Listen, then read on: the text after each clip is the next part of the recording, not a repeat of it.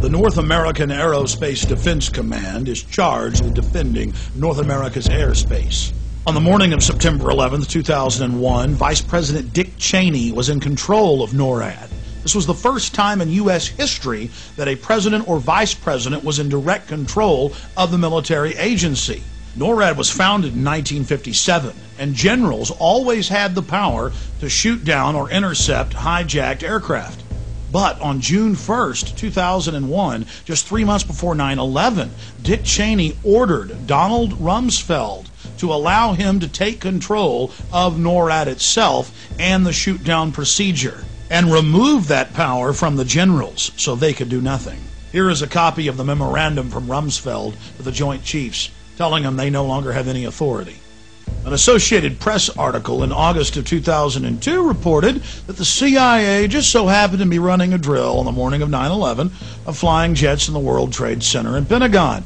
Then senior FAA officials ordered air traffic controllers to shred the tapes from 9/11 in violation of federal law.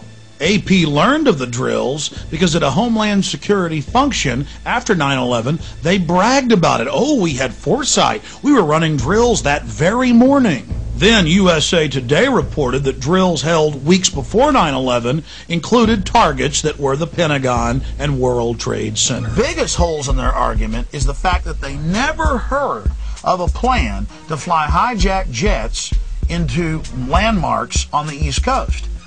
We're going to take a closer look tonight at another example of where, despite the conventional wisdom, there were people in the United States who actually were preparing to defend against the kind of attacks which occurred here on 9/11. The North American Aerospace Defense Command, NORAD for short, has been defending the skies over the U.S. and Canada for almost 50 years, 46 to be precise. USA Today reports that in the 2 years before the attacks on September the 11th, NORAD conducted exercises using hijacked airliners as weapons. And one target was the World Trade Center. We knew he hated us. But there was nobody in our government, at least, and I don't think the prior government, that could envision flying airplanes into buildings on such a massive scale. But that turns out not to be true. U.S. military planners did envision and practice those very scenarios. As reported by USA Today, the North American Aerospace Defense Command, NORAD, conducted exercises with fighter jets, simulating hijacked planes flown into the World Trade Center in the 2 years before the attack. And so then I saw Condoleezza Rice get up on TV and say, we had never thought, we had never heard. Why, that's a ridiculous conspiracy theory to say that. Pentagon planners also envisioned the attack on the Pentagon 5 months before it happened. The Pentagon had a drill in November of 2000 simulating a hijacked jet being flown to the Pentagon. So between all the drills before 9/11 and the drill in the morning of 9/11, air traffic controllers thought that it was a simulation. Hijacked aircraft headed towards New York. Is this real world or exercise? No, this is not an exercise, not a test. September 11th, 2001. NORAD is in the middle of a number of military exercises. The first, Vigilant Guardian, is described as an exercise that would pose an imaginary crisis to North American air defense outposts nationwide. The second, Northern Vigilance, moved fighter jets to Canada and Alaska to fight off an imaginary Russian fleet. 3 F-16s from Washington, D.C.'s National Guard at Andrews Air Force Base, 15 miles from the Pentagon, are flown 180 nautical miles away for a training mission in North Carolina. This left 14 fighter jets to protect the entire United States.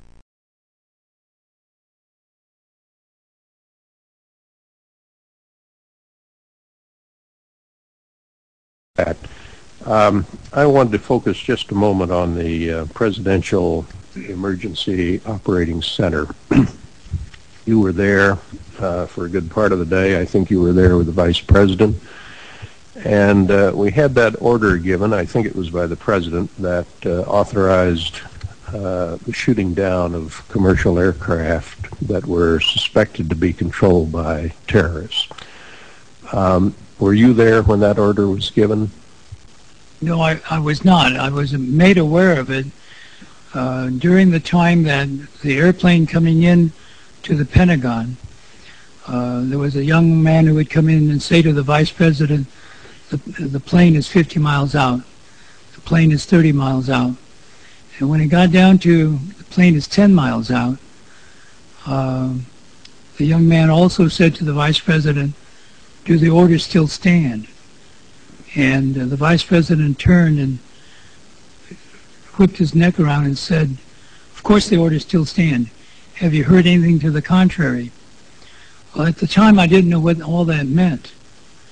And The flight you're referring to is the flight that came into the Pentagon.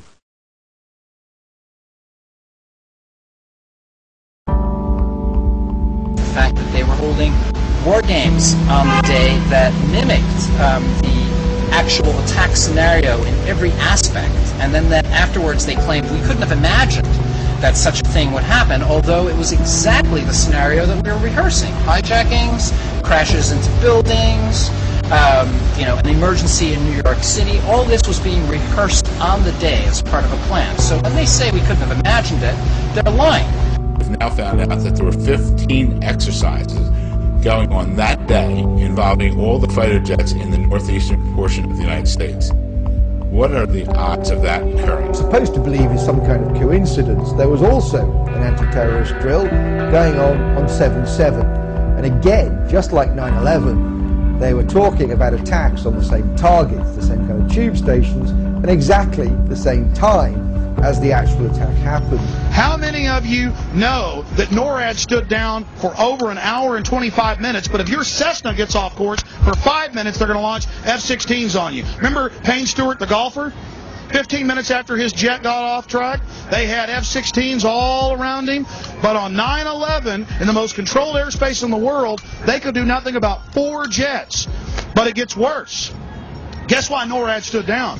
The average people in the military are good folks. They were told it was a drill because the Associated Press reported, and the CIA's own website admits, that on the morning of 9/11, the CIA was running a drill of flying hijacked jets into the World Trade Center and Pentagon. It was just a coincidence. At 8:30 in the morning, there was a drill of the exact same thing happening, and so NORAD stood down.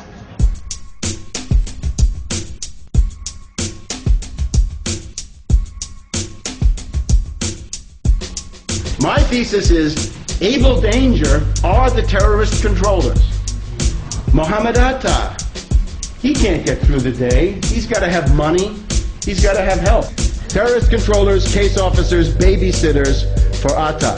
The main consumer of Abel Danger intelligence is Major General Jeffrey Lambert, Special Forces.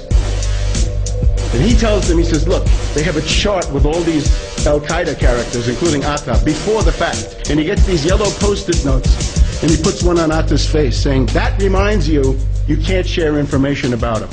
So they knew exactly who these people were, of course, because they were telling them what to do. Every year, there's a drill called Able Warrior. And the theme is only one thing, anti-terrorism.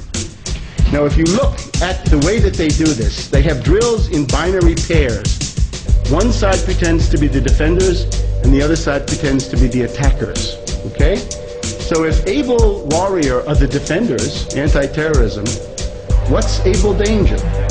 Able Danger is a troop of attackers to be used to simulate attacks during anti-terror drills. In other words, those double agents are there as actors, if you like, in normal drills, but then at a certain point, wham, the drill goes live and something happens.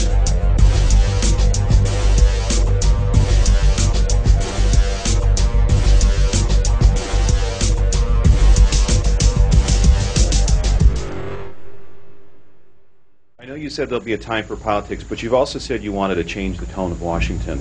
Howard Dean recently seemed to muse aloud whether you had advanced knowledge of 9/11.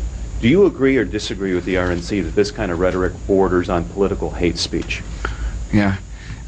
Look, there's time for politics. And, it's time for politics. And, it's an absurd insinuation. In that case, sir, can I follow up on something unrelated?